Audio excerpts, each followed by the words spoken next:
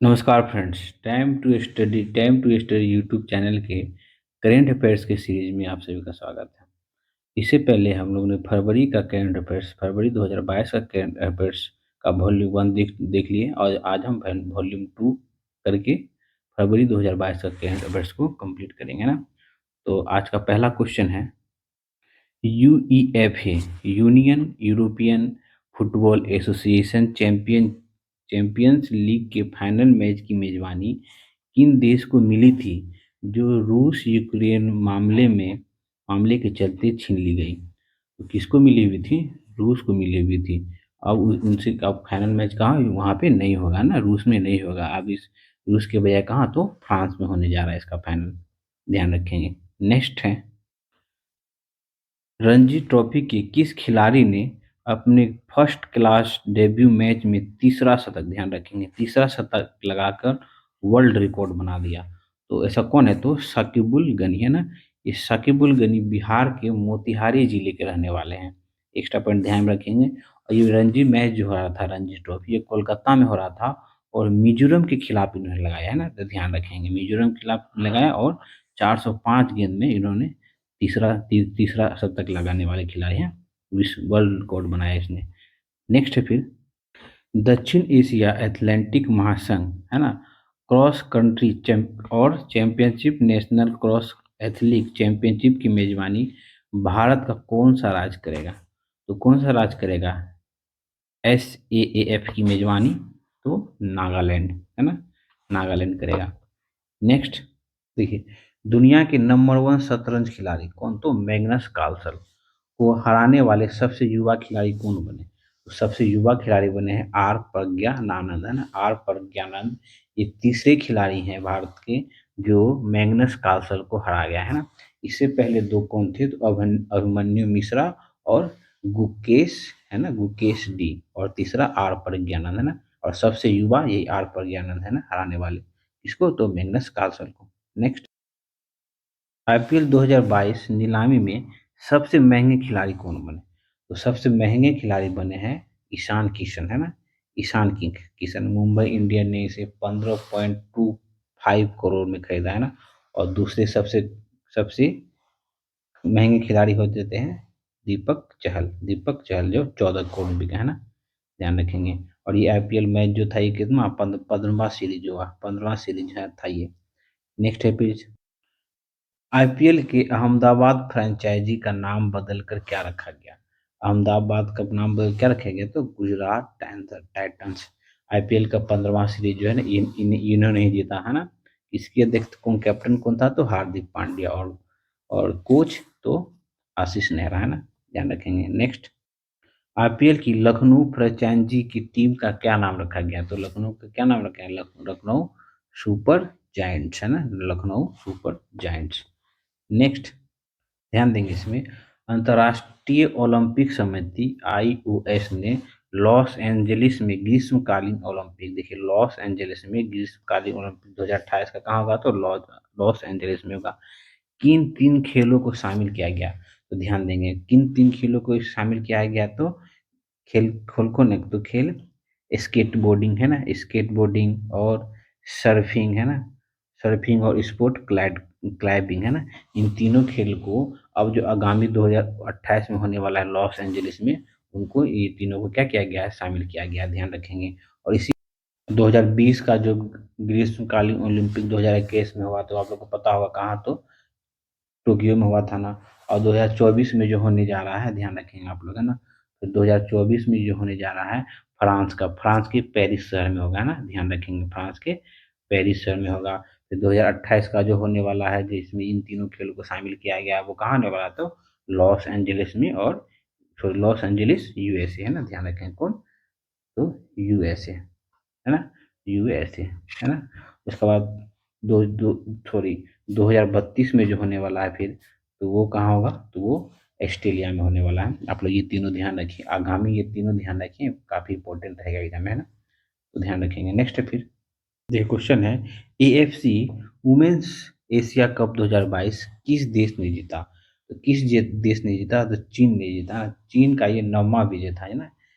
AFC 99 बार कौन जीता है? तो चीन जीता। ये क्या है? एक फुटबॉल प्रतियोगिता है और चीन ने दक्षिण कोरिया को 3-2 से हराकर ये हासिल किया है खिताब। और ये कहाँ पे हुआ था? तो भारत के नई मुंबई में DY पटियाला स्टेडियम में हुआ था। यही पॉइंट आप लोग ध्यान रखेंगे। फिर नेक्स्ट है, महिला एशिया कप हॉकी 2022 में भारत कौन सा पदक जीता? तो भारत ने जो है ना ब्रॉन्ज मेडल इसमें जीता। कौन सा दिया? तो ब्रॉन्ज मेडल जीता है, चीन को 2-0 से हराकर, है ना। और जापान की टीम ने गोल्ड मेडल जीता है और दक्षिण कोरिया की टीम ने सिल्वर मेडल जीता है ना। तो इस हॉकी टीम का कप्तानी कौन करा था? तो सविता पुनिया, है ना। नेक्स्ट है फिर, किस भारतीय गणितज्ञ को Ramanuja prize for young mathematician 2021 का अवार्ड मिला है? तो किसे मिला है? तो ध्यान रखें, नीना गुप्ता, है ना। नीना गुप्ता को मिला है। नेक्स्ट देखिए, बॉलीवुड गानों पर लिप सिंकिंग वीडियो के लिए प्रसिद्ध इंस्टाग्राम स्टार किली पॉल, आप लोग देखे होंगे इसका वीडियो। किली पॉल को भारतीय उच्चायोग ने सम्मानित किया। वह किस देश के रहने वाले हैं? तो तांजानिया के रहने वाले हैं। आप लोग देखे होंगे इसका वीडियो, है ना। ये तांजानिया के रहने वाले हैं। दोनों ब्रदर एंड सिस्टर ना, ये बनाते हैं वीडियो पे, भारतीय सॉन्ग पे, अफ्रीकी कंट्री। नेक्स्ट देखिए, Dada Saheb Phalke international film festival award 2022 का best actors best best actors का अवार्ड किसको मिला? तो ध्यान रखेंगे, कृति सेनन, है ना। पहले अवार्ड देख लेते हैं, फिर इस पे चर्चा करते हैं। हम लोग देखिए एक्टर्स का देख लिया, अब हम लोग एक्टर का देख ले। एक्टर्स था, actor Dada Saheb Phalke international film festival award 2022 में बेस्ट एक्टर मेल, है ना, वो फीमेल था, जो कृति सेनन को मिला। अब मेल में किसको मिला है? तो रणवीर सिंह को मिला है। ध्यान रखें, मेल में रणवीर सिंह को और फीमेल में कृति सेनन को मिला है। नेक्स्ट नेक्स्ट है, Dada Saheb Phalke international film festival award 2022 में फिल्म ऑफ द ईयर का अवार्ड किसे मिला है? तो फिल्म ऑफ द ईयर का अवार्ड मिला है पुष्पा को, है ना, पुष्पा को। नेक्स्ट देखिए, Dada Saheb Phalke film festival award को थोड़ा सा रिवाइज कर लेते हैं। देखिए, best film of the year मिला है पुष्पा को। ध्यान रखें, best film of the year का अवार्ड मिला है पुष्पा को। और बेस्ट फिल्म का अवार्ड मिला है तो शेरशाह को, है ना। शेर शेरशाह को, है ना। बेस्ट फिल्म का अवार्ड मिला है शेरशाह को। फिल्म ऑफ द ईयर का अवार्ड मिला है पुष्पा को। और पुरुष में बेस्ट एक्टर का मिला है किसके? तो रणवीर सिंह को। और एक्ट्रेस में तो कृति सेनन को। ध्यान रखेंगे। नेक्स्ट, बिहार में खादी का ब्रांड एम्बेसडर किसे बनाया गया? तो खादी का ब्रांड एम्बेसडर जो है किसे बनाया गया? तो मनोज तिवारी को बनाया गया। मनोज तिवारी बिहार के कैमूर जिले के रहने वाले हैं ना, ध्यान रखेंगे। नेक्स्ट है फिर, क्वेश्चन है, business stands bankers of the year का ईयर किसे चुना गया? तो किसे चुना गया? तो संदीप बख्शी को। ध्यान रखेंगे, संदीप बख्शी। नेक्स्ट देखिए, अब इंडेक्स से रिलेटेड कुछ क्वेश्चन है। देखिए, सारे इंडेक्स को हम लोग को नहीं ध्यान देना है, मुश्किल से 5 से 6 इंडेक्स हम लोग ध्यान में रखेंगे और वही एग्जाम में आना है। सारे एग्जाम करिएगा और 10-12 अगर कर लेते हैं तो एग्जाम होने में काफ़ी कंफ्यूजन हो जाता है और गलत होने का संभावना ज़्यादा रह जाता है इंडेक्स, है ना। तो हम लोग वही इंडेक्स कवर करेंगे यहाँ पे जो बहुत इंपॉर्टेंट है। देखिए, ई आई यू, है ना। ई आई यू ई आई यू के क्या डेमोक्रेसी इंडेक्स 2022-21 में भारत का स्थान क्या है? तो सीधा याद रखिए, डेमोक्रेसी इंडेक्स 2021 में भारत का स्थान कितना है? तो 46 है, सॉरी, क्या है? तो 46 है, ध्यान रखेंगे, है ना। 46 स्थान है। और ये कौन जारी करता है? तो इकोनॉमिक इंटेलिजेंस यूनिट, है ना, EIUN इकोनॉमिक इंटेलिजेंस यूनिट जारी करता है। भारत का रैंक 46 है और पहले स्थान पे नॉर्वे है। बस इतना ही ध्यान रखना है। नेक्स्ट देखिए, एक रिपोर्ट है, NCRB national crime record bureau, है ना, की रिपोर्ट के अनुसार वर्ष 2020 में दुर्घटना से कितने लोगों की मौत हुई है ना, वो अपना रिपोर्ट जारी किया। कितना? 3,74,397 लोगों की मौत हुई है दुर्घटना से। इनमें सर्वाधिक कहाँ पे हुई? तो महाराष्ट्र में रही। ध्यान रखेंगे, 57,806, लगभग 15.4% जो है महाराष्ट्र में। नेक्स्ट है, इंडिया प्रेस फ्रीडम रिपोर्ट 2021 के अनुसार किस राज्य या यूनियन टेरिटरी में पत्रकारों पर सबसे ज़्यादा हमले हुए हैं? तो कहाँ पे हुए? तो जम्मू कश्मीर। कहाँ पे? जम्मू कश्मीर। जम्मू कश्मीर में 25 हमले हुए हैं, उत्तर प्रदेश में 23 और अपने बिहार में 6 हमले हुए हैं पत्रकारों पे, है ना, ध्यान रखेंगे। नेक्स्ट है फिर, देखिए, राज्यसभा में पेश आंकड़ों के अनुसार बेरोजगारी की वजह से वर्ष 2020 में कितने लोगों ने आत्महत्या किया? तो कितने लोगों ने किया? तो 3,548 लोगों ने 2020 में बेरोजगारी की वजह से आत्महत्या किया। और ये रिपोर्ट किसका है? तो NCRB, national crime record bureau के अनुसार, है ना। 2014 की तुलना में 2020 में बेरोजगारी की वजह से आत्महत्या के मामले में 60% की वृद्धि हुई। क्या? 2014 से, है ना। 2014 से, है ना, अभी तक जो है 2020 तक के आंकड़े में 60% का वृद्धि हुआ है। देखिए, नेक्स्ट क्वेश्चन थोड़ा ध्यान देंगे। इसरो ने वर्ष 2022 के पहले अंतरिक्ष मिशन, मतलब 2022 का पहला अंतरिक्ष मिशन में किन 3 सैटेलाइट को पीएसएलवी C-52 रॉकेट के जरिए लॉन्च किया गया? तो वो 3 सैटेलाइट कौन था? तो EOS-4, INSAT-2TD और इंस्पायर एट 1, है ना। ये तीनों को जो है ना लॉन्च किया गया है ना, ध्यान रखेंगे। फिर नेक्स्ट है जियोमैग्नेटिक स्टॉर्म या सुपर तूफान, सोलर तूफान से फरवरी 2022 में 40 सैटेलाइट नष्ट हो गई। ये किन स्पेस एजेंसी की सैटेलाइट उपग्रह थी? तो स्पेस एक्स की, है ना। सोलर तूफान की वजह से लगभग 40 सैटेलाइट क्या हुआ, इसका ध्वस्त हो गया ना। नेक्स्ट, देश का पहला केबल रेल ब्रिज किन केंद्र शासित प्रदेश में बन रहा है? तो किन केंद्र शासित प्रदेश में बन रहा है? तो जम्मू कश्मीर बन रहा है। और ये जो है अंजी नदी पे बन रहा है। कहाँ बन रहा है? तो अंजी अंजी नदी, ध्यान रखेंगे, अंजी नदी पे बन रहा है। जो कि क्या है ये जो है जम्मू कश्मीर के कटरा और रियासी को जोड़ेगा। ध्यान रखें, ये जो रेल ब्रिज है ये जम्मू कहाँ किसको जोड़ेगा? तो कटरा और रियासी को जोड़ेगा, है ना। ये बना कौन रहा है? तो कोकन कोकन रेल कॉरपोरेशन द्वारा बनाया जा रहा है।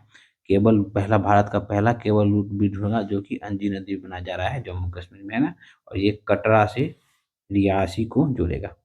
नेक्स्ट फिर क्वेश्चन क्वेश्चन है, शिक्षा मंत्रालय ने रूसा योजना का विस्तार किया और किस किस वर्ष तक के लिए किया, है ना। तो इसका विस्तार किया है मार्च 2026 तक के लिए, है ना। पहले देख लेते हैं रूसा अभियान क्या है। रूसा क्या है? राष्ट्रीय उच्चतर शिक्षा आयोग है, जो कि कब इसका स्कीम कब लाया गया था? तो 2013 में लॉन्च किया गया था। इस स्कीम के तहत केंद्र जो है राज्य सरकारों के विश्वविद्यालय और कॉलेजों में क्या करेगी? फंडिंग प्रदान करना है। इसका लक्ष्य है विश्वविद्यालय के कॉलेजों में इक्वालिटी, एसेस और एक्सेलेंस को पाना, है ना। और ये 2026 तक के लिए इसको क्या किया है? बढ़ाने की मंजूरी दी है केंद्र सरकार के द्वारा, है ना। तो ध्यान रखेंगे ये पॉइंट। नेक्स्ट है फिर, केंद्र सरकार ने किस राज्य की अपर भद्रा परियोजना को राष्ट्र परियोजना का दर्जा दिया गया? तो किसका? तो कर्नाटक, है ना। कर्नाटक में अपर भद्रा परियोजना जो है ये क्या है? मेनली क्या है? ये परियोजना सिंचाई से जुड़ी हुई परियोजना है जो राष्ट्रीय परियोजना का दर्जा दिया गया है केंद्र सरकार द्वारा, ध्यान रखेंगे। नेक्स्ट क्वेश्चन है, प्रधानमंत्री नरेंद्र मोदी ने किस राज्य में स्थित एशिया का सबसे बड़ा बायो सीएनजी प्लांट का वर्चुअल उद्घाटन फरवरी 2022 में किया? तो ये कहाँ किया गया? तो ये मध्य प्रदेश में किया गया, है ना। यह प्लांट जो है मध्य प्रदेश के इंदौर शहर के, है ना, इंदौर शहर में, है ना। और इस परियोजना के तहत क्या है? वेस्ट टू वेल्थ गोवर्धन योजना के तहत किया गया है। इससे क्या होगा? गोवर्धन संयंत्र संयंत्र में हर दिन 550 टन गीले कचरे से 17,500 किलोग्राम बायो सीएनजी का क्या उत्पादन किया जाएगा, है ना। नेक्स्ट है फिर, देश की सबसे बड़ी कुश्ती एकेडमी किस जगह बनाने के लिए रेलवे ने 30.76 करोड़ रुपए की मंजूरी दी है? तो कहाँ पे? दिल्ली में ना। दिल्ली के किशनगंज में स्थापित होगा, है ना। ये विश्व स्तरीय कुश्ती अकादमी होगा, जिसे कौन? रेल मंत्रालय ने 30.76 करोड़ रुपए में बनाने की बात की गई है ना, ध्यान रखेंगे। नेक्स्ट है फिर, देखिए, केंद्र सरकार ने गैर अधिसूचित खानाबदोश और अधघुमंतु समुदाय, इसको क्या डीएनटी कहा गया ना, के लिए कौन सा योजना शुरू किया गया है? तो इसके लिए जो है सीड योजना को शुरू किया गया है। सीड, पहले हम लोग देखते हैं डीएनटी समुदाय कौन होता है। डीएनटी सबसे अधिक उपेक्षित या हाशिए पर रहने वाले व्यक्ति होता है, जिसका जो कभी अपना निजी जमीन नहीं हुआ है और घर तक है स्वामित्व तक, घर के स्वामित्व तक उसका पहुंच नहीं हुआ हो ना, उसे डीएनटी समुदाय के अंतर्गत आते हैं। जो घुमंतु होते हैं ना, इसका मुख्य जीवन कहाँ? जंगल में ही बीता बीता बीता हुआ रहता है। और ये किस मंत्रालय के द्वारा चलाया किया गया है ये योजना? तो सामाजिक न्याय एवं अधिकारिता मंत्रालय जो कौन है, तो डॉक्टर वीरेंद्र कुमार के द्वारा इस सीड है ना, सीड योजना को चलाया गया है ना, ठीक है। और सीड समुदाय मतलब इस योजना के तहत डीएनटी समुदाय के छात्रों को क्या फ्री में कोचिंग दिया जाएगा। और आयुष्मान भारत का जो योजना है 5 लाख रुपए तक का, वो भी स्वास्थ्य बीमा योजना वो भी मिलेगा। और मकान निर्माण के लिए वित्तीय सहायता और बेहतर जीवन की सुविधा उपलब्ध कराया जाएगा। किसके द्वारा, तो सीड सीड योजना के द्वारा, जो कि सामाजिक एवं न्याय कल्याण मंत्रालय द्वारा चालू किया गया ना, ध्यान रखेंगे। नेक्स्ट है फिर, केंद्र सरकार ने पुलिस की आधुनिकीकरण मोनेटाइजेशन योजना का विस्तार करते हुए 5 वर्ष 2025 से 26 तक कितने रकम की मंजूरी दी है, कितने रकम की मंजूरी दी है, तो 26,275 करोड़ रुपए की मंजूरी दी है पुलिस को आधुनिकीकरण के लिए, है ना, पुलिस के आधुनिकीकरण के लिए। नेक्स्ट, केंद्र सरकार ने ट्रांसजेंडर समुदाय और भिखारियों के लिए कौन सी योजना शुरू की है, तो कौन सी योजना शुरू की है, तो स्माइल, ध्यान रखेंगे कौन सी योजना, तो स्माइल, है ना। नेक्स्ट है फिर, ये योजना कौन चालू किया है, तो कौन, केंद्रीय सामाजिक न्याय और अधिकारिता मंत्रालय की ओर से जारी किया है।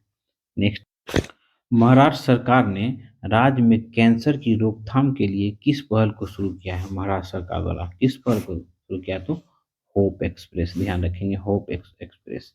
नेक्स्ट है फिर, रेलवे सुरक्षा बल क्या होता है, तो आरपीएफ, है ना। मानव तस्करी को रोकने के लिए कौन सा अभियान शुरू किया गया है, तो कौन सा अभियान किया है शुरू किया गया, तो ऑपरेशन आहट, है ना।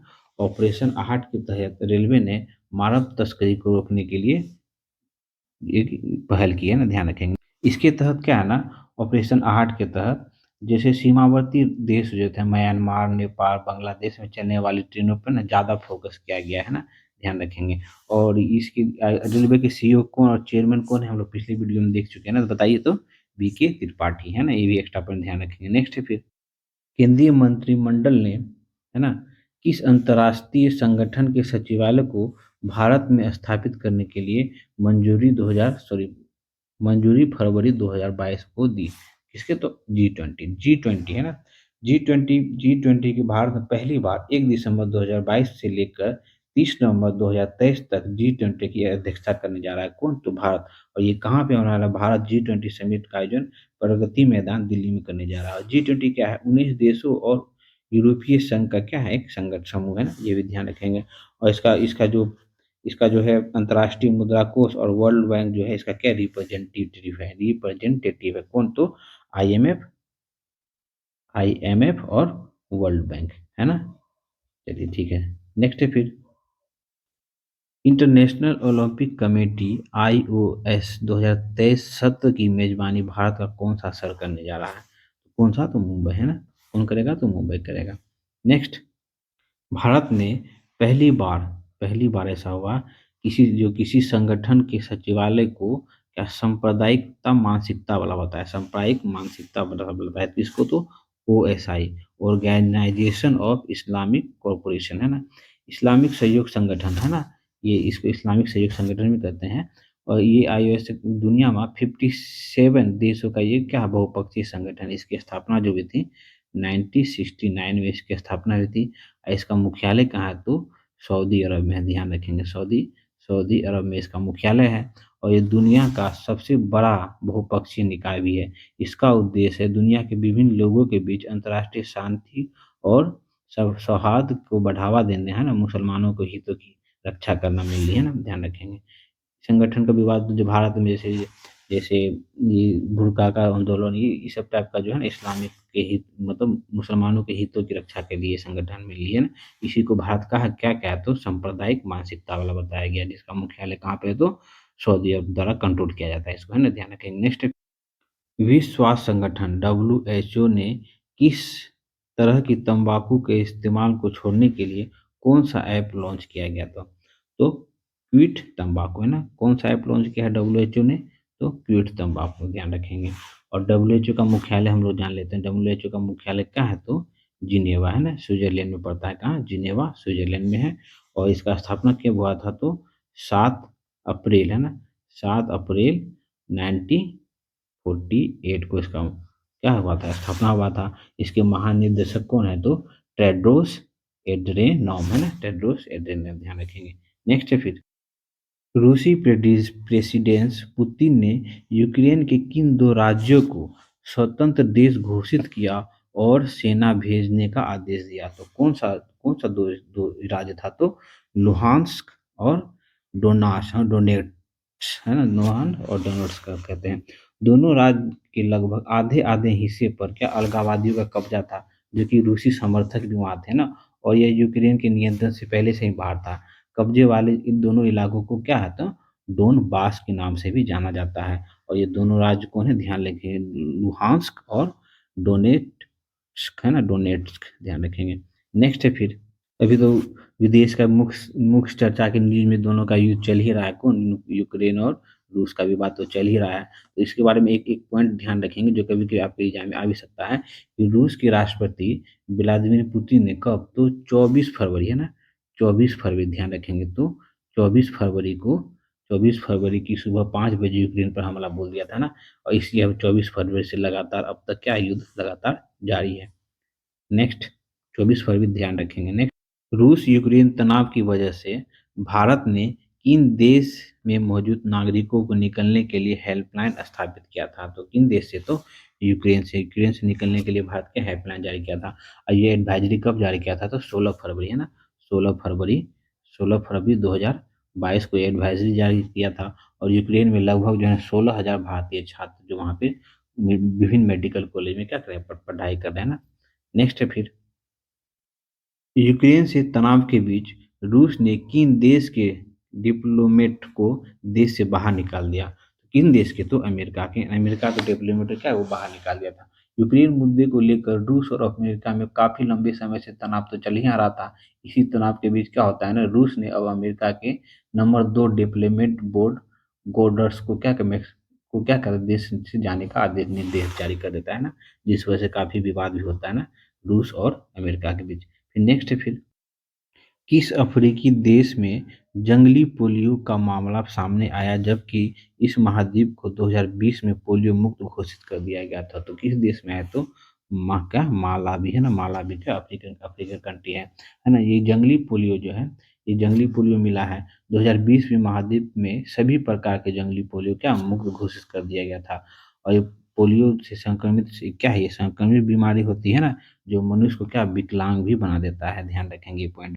आपको आपको ये भी बता दें कि पोलियो जो है ना अब पाकिस्तान और अफगानिस्तान 2 ही देश में बचा है, बाकी सभी देश में क्या है, तो पोलियो मुक्त हो चुका है ना। तुर्की के राष्ट्रपति ने अपने देश का नाम बदलकर क्या रख दिया, तो अपने देश का नाम बदल के क्या रखा है, तो तुर्की है ना। तुर्की के राष्ट्रपति अपने देश तुर्की का नाम बदल क्या कर दिया, तो तुर्की बताया। इसकी राजधानी के नाम बदलने का कोई तर्क तो नहीं दिया, फिर भी एक पॉइंट है, 2-3 पॉइंट है। 2023 में पश्चिम देशों के कब्जे की आज़ादी के बाद क्या तुर्की को क्या तुर्की नाम से कहा जाता था, एक पॉइंट ये हुआ।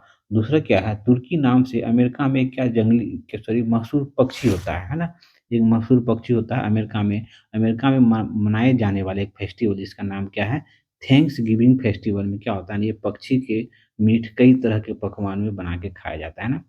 इस वजह से भी ये भी कॉज नहीं है, लेकिन एक इसका पॉइंट निकलता है। और इससे पहले कई देशों ने अपना नाम बदला है, जैसे हॉलैंड हॉलैंड ने अपना नाम बदल के क्या नाम हटा के हॉलैंड नीदरलैंड है ना। उसके बाद क्या है, डोमिनेशिया का नाम मेसिडोनिया पड़ा था। और फारस से हटा के ईरान अपना नाम ईरान रखा ना। इससे पहले भी कई देश, तुर्की अपना तुर्की कर लिया है, ठीक है। नेक्स्ट है फिर, कनाडा ने कनाडा ने किस वजह से 52 साल में पहली बार आपातकाल लागू कर दिया, तो किसकी वजह से, तो ट्रक ट्रक प्रोटेस्टर्स की वजह से, ट्रक प्रोटेस्टर्स की वजह से 52 साल बाद क्या कनाडा में ऐसा हुआ है। दरअसल क्या हो रहा है ना, कनाडा के केंद्रीय सरकार ने कोविड-19 के मद्देनजर कोरोना वायरस के फैल संक्रमण को बढ़ने को मद्देनजर रखते हुए वैक्सीनेशन को क्या होता है, मैंडेटरी मतलब अनिवार्य कर दिएगा। जिस वजह से क्या है, ट्रक ड्राइवर्स क्या बहुत ट्रक ड्राइवर्स इसमें स्ट्राइक करने लगा और काफ़ी सड़क जाम करने लगा ना हर जगह, और हॉर्न बजा के, जिस वजह से क्या राष्ट्रपति को अपना राष्ट्रपति भवन छोड़ के कहीं छुपना पड़ गया था, छुपना पड़ गया था, है ना। ये भी आप एक्स्ट्रा पॉइंट ध्यान में रखेंगे। दरअसल क्या है ना, दुनिया में बहुत सारे ऐसे लोग हैं जो वैक्सीन लेना नहीं चाहते हैं। हाल ही में एग्ज़ाम्पल आप लोग देख सकते हैं। देखिए हमें पिछले करंट में जो हम लोग देखे भी हैं, ऑस्ट्रेलिया ऑस्ट्रेलिया ओलंपिक होने वाला था। ऑस्ट्रेलिया ओलंपिक में क्या जो सर्बिया के खिलाड़ी थे, नोवाक जोकोविच, उन्होंने भी वैक्सीन नहीं लिया था, जिस वजह से क्या उसको ऑस्ट्रेलिया ओपन में खेलने नहीं दिया गया था और काफ़ी विवाद भी हुआ था इस मुद्दे को लेके, है ना? आप लोग को ध्यान होगा। नेक्स्ट क्वेश्चन है फिर। और इस ट्रक प्रोटेस्टर्स का जो है ना, अमेरिका के पूर्व राष्ट्रपति कौन? तो डोनाल्ड ट्रम्प ने काफ़ी समर्थन भी दिया था इस ट्रक ड्राइवर्स को, है ना?